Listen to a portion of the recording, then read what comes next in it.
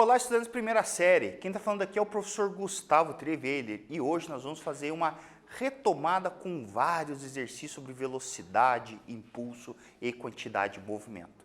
Vamos lá comigo, meus queridos.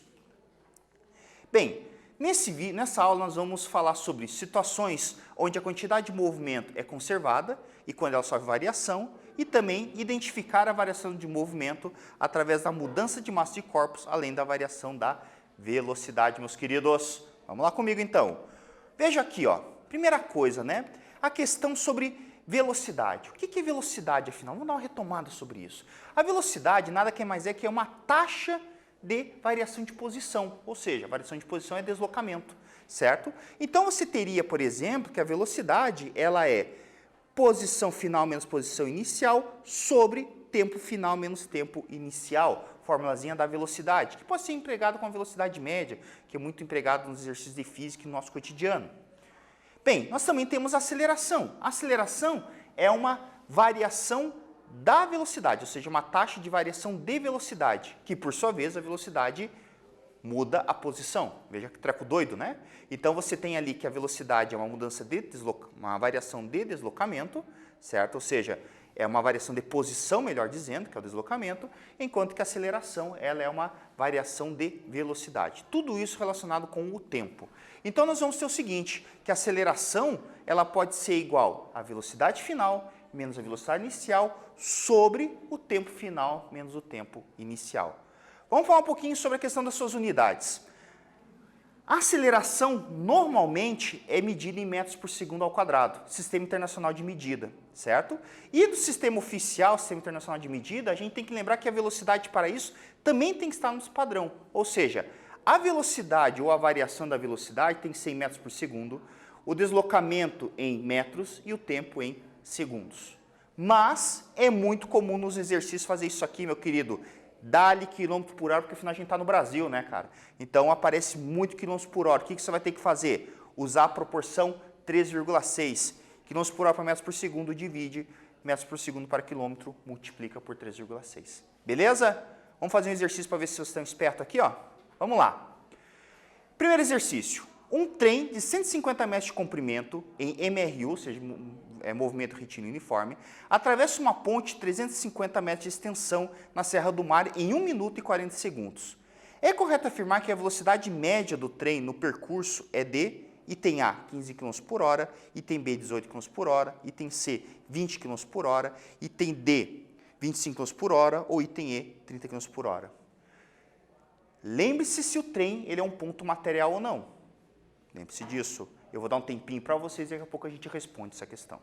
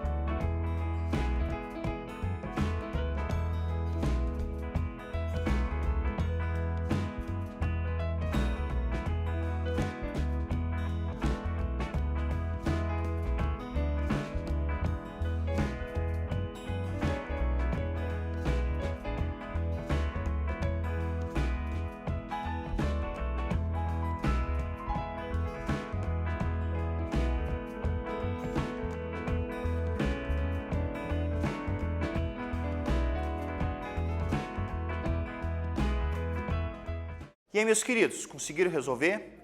Pegar o seu caderno, o seu lápis aí para poder anotar isso, cara. Qualquer coisa, tira foto com o celular, anota aí, certo? Faça o que for necessário, mas resolva o exercício. Tem que ser resolvido. Se não fez, acompanhe aqui comigo. Olha aqui, ó. Então é o seguinte, primeira coisa que eu tenho que entender é que o trem ele não é um ponto material. Como assim ponto material, professor? É que as dimensões do trem é muito comparável com a extensão que ele vai percorrer. Porque o trem mede 150 metros e a ponte é 350, ou seja, eu não posso desprezar o tamanho do trem. Se fosse uma bicicleta, beleza, mas o trem não dá, certo? Então, eu vou ter que lembrar que o deslocamento total, ou seja, para o trem começar a entrar na ponte e sair dessa ponte, eu tenho que fazer a soma dos dois, ou seja, 150 com 350, que vai dar um deslocamento total de 500. O intervalo de tempo acontece a mesma coisa. O intervalo de tempo tem duas unidades diferentes, que é o minuto e o segundo. E o que a gente aprendeu? Unidade tem que ser tudo conferido, tem que fazer aquele saneamento das unidades, certo? Então, a primeira coisa, eu vou trabalhar em metros por segundo, eu já decidi, porque aqui a distância está em metros. Então, beleza, então o meu tempo eu vou trabalhar em segundos. O que eu vou fazer? Eu vou converter esse 1 minuto para segundo. 60 segundos, que é 1 minuto, mais 40 segundos, vai dar 100 segundos. Beleza? Feito isso, o que a gente faz? As informações estão aqui, dá-lhe aplicação na fórmula. Velocidade é igual ΔS por ΔT, certo? Fazendo isso, nós vamos ter o seguinte, velocidade é igual 500 dividido por 100, que por sua vez dá 5 metros por segundo. Mas meu Deus, não está lá a resposta, cara. Calma, senhorzinho, calma. Calma. O que você vai fazer? Olha aqui, ó, não vai morrer na praia. Lembre-se que aqui está em metros por segundo, então a resposta está em km por hora, cara. Então o que você faz? Multiplica por 3,6. Fazendo isso aí, ó, alternativa B, 18 km por hora. Show de bola, né? Fala a verdade. Gostaram? Refaça o exercício. Vamos lá. Queridos, segundo exercício para vocês aí. Os trens maglev têm como princípio de funcionamento a suspensão eletromagnética. Elas podem atingir velocidades superiores a 550 km por hora. Importante. Considere um trem partindo do repouso que demore 2,5 minutos até atingir a velocidade de 540 km por hora. Nessas condições, qual a aceleração do trem em metros por segundo ao quadrado? Fique esperto na unidade aqui, certo? Veja uma coisa importante, esse exercício ele tem uma parte que é uma informação, uma contextualização, e tem uma outra parte aqui que é a parte de dados, que é o que te interessa, certo? Pega aí, anota as informações importantes, certo? E daqui a pouco a gente vai responder essa questão. Estou aguardando vocês.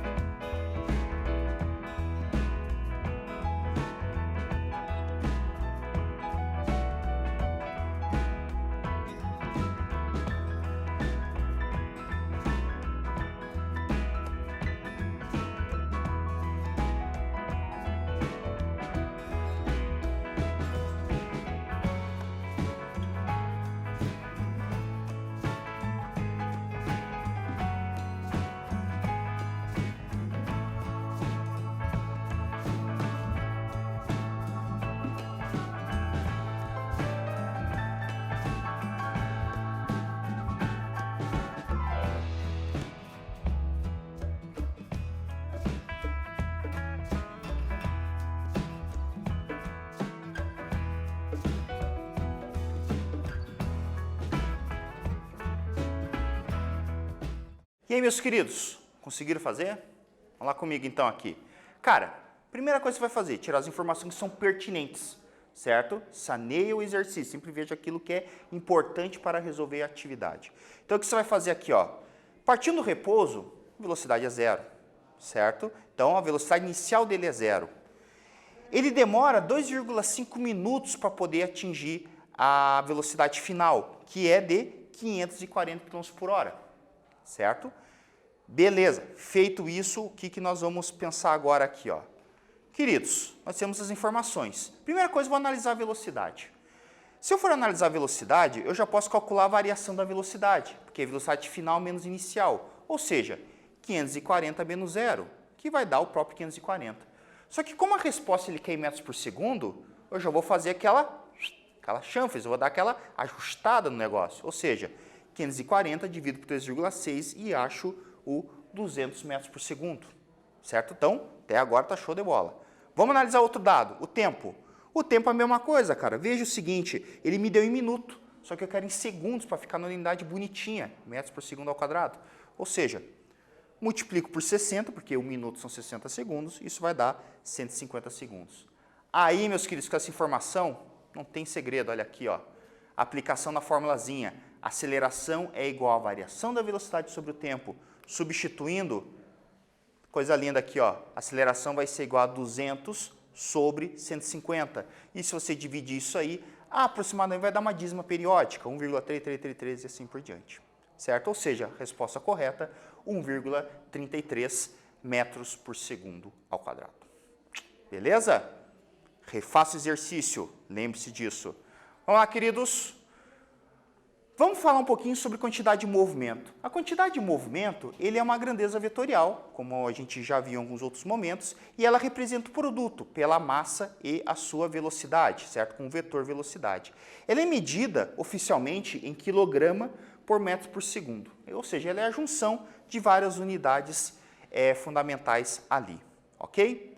Bem, quando a gente fala em quantidade de movimento, a gente tem que esperar o seguinte, quantidade de movimento, né, lembrando que a quantidade de movimento é Q igual M vezes V, certo? E ocorre, por exemplo, quando a gente pode ter duas situações. A primeira delas que eu vou estudar é quando existe mudança na quantidade de movimento, e isso vai gerar um impulso para nós, certo? E esse impulso ele pode ser medido das duas formas ali, pode ser mensurado, melhor dizendo, sobre essas duas formas, que é impulso é igual força vezes o tempo, ou seja, I igual F vezes ΔT, ou que o impulso é igual à variação da quantidade de movimento, ou seja, I igual a ΔQ. Ok? Lembrando que tudo que for tiver delta é final menos inicial. Beleza? Feito isso, eu vou fazer um exercício com vocês o seguinte, olha aqui, ó. Em uma bola é aplicada uma força de intensidade de 5,4 vezes 10 na 2 newton, durante um intervalo de tempo igual a 0,01 segundos.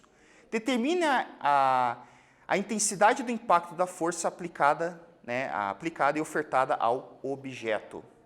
Eu vou dar um tempinho para vocês resolverem isso e daqui a pouco a gente volta para responder.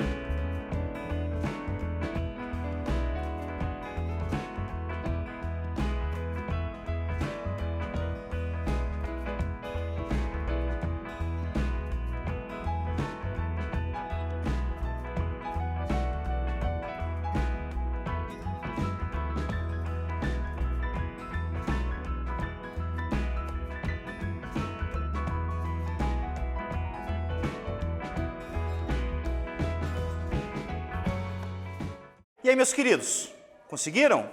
Cara, primeira coisa, meus queridos, aqui, ó, sempre organiza os dados, cara, tira os dados lá, é um hábito, certo? Depois, quando você vai ficando mais manjado no negócio, você começa a fazer direto, mas você que está iniciando, refaça o exercício, cara, tire os dados ali, veja as informações importantes, você tem que sanear a informação, certo? A questão, melhor dizendo. Então, o que a gente tem de importante aqui, ó? Primeira coisa, a força, 5,4 vezes 10 na 2 newton. Eu tenho o tempo de 0,01 segundos. Muito simples. O que eu vou fazer aqui? Substituir na equaçãozinha. I igual F vezes ΔT. Certo? Substituir, nós vamos ter o seguinte, olha. Fácil, né? 5,4 vezes 10 na 2 é igual a, melhor dizendo, I igual 5,4 vezes 10 na 2 vezes 0,01. Se eu multiplicar esses caras, eu vou achar 5,4 Newton por segundo, que é a unidade oficial de impulso. Professor, como é que eu achei o 5,4? Cara, tem várias formas de a gente entender isso.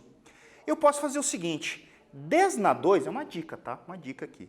10 na 2 é 100, porque é 10 vezes 10, certo? 10 vezes 10, 100. Se você multiplicar 100 por exemplo, 0,01, vai dar 1. certo? É uma forma de resolver. Ou se você pegar esse 100 e multiplicar por 5,4, vai dar 540. E na hora que você multiplica por 0,01, vai dar o mesmo 5,4. Ok? Aí, a matemática quem decide é a vossa senhoria aí. Beleza, queridos? Vamos ver se vocês estão espertos. Vou fazer mais um aqui com vocês. Olha esse exercício.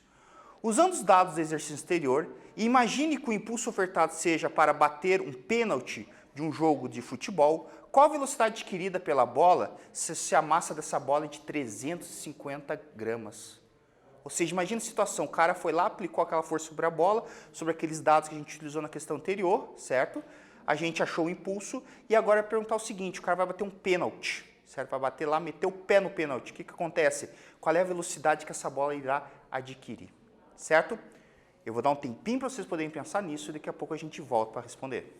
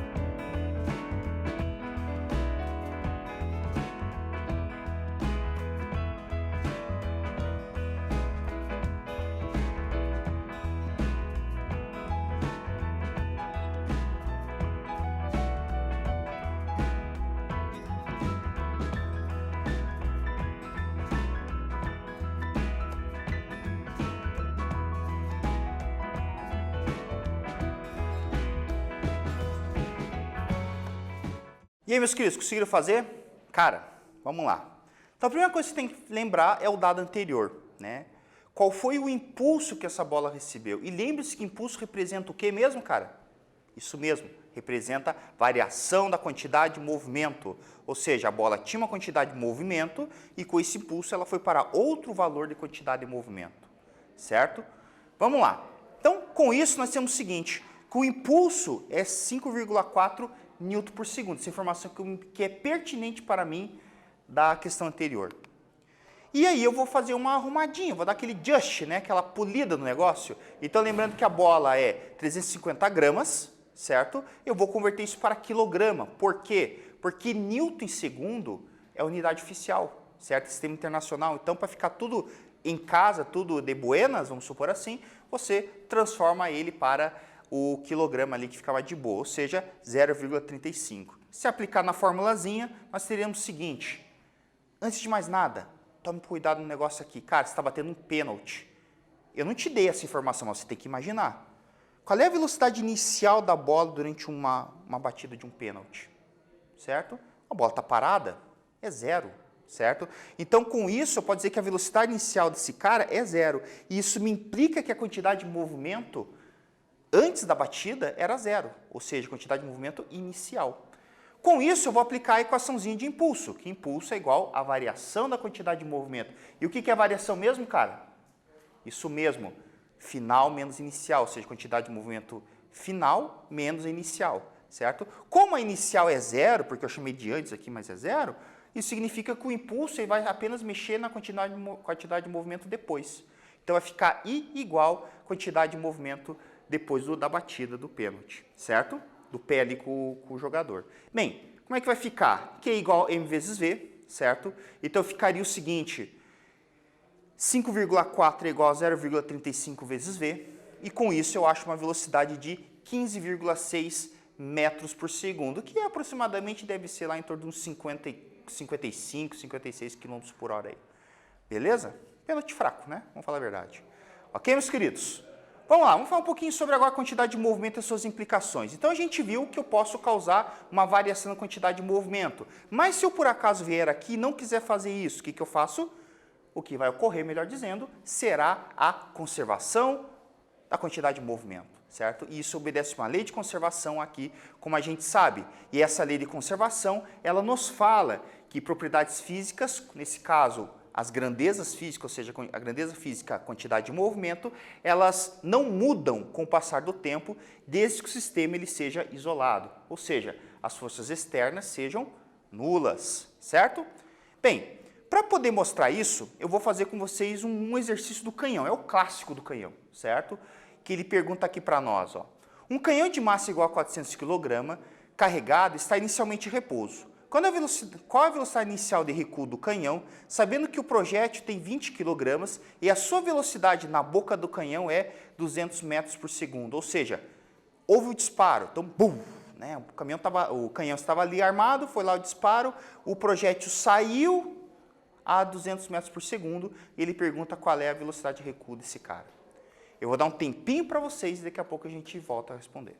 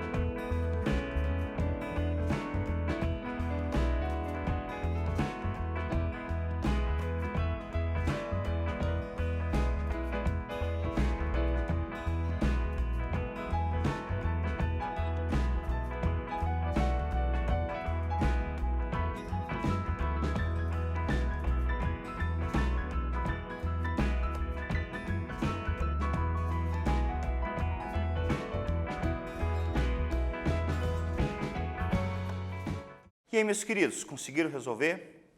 Tirar as informações que são pertinentes ao exercício? Vamos lá. Queridos, primeira coisa, massa do canhão, 400 kg, isso é uma informação pertinente.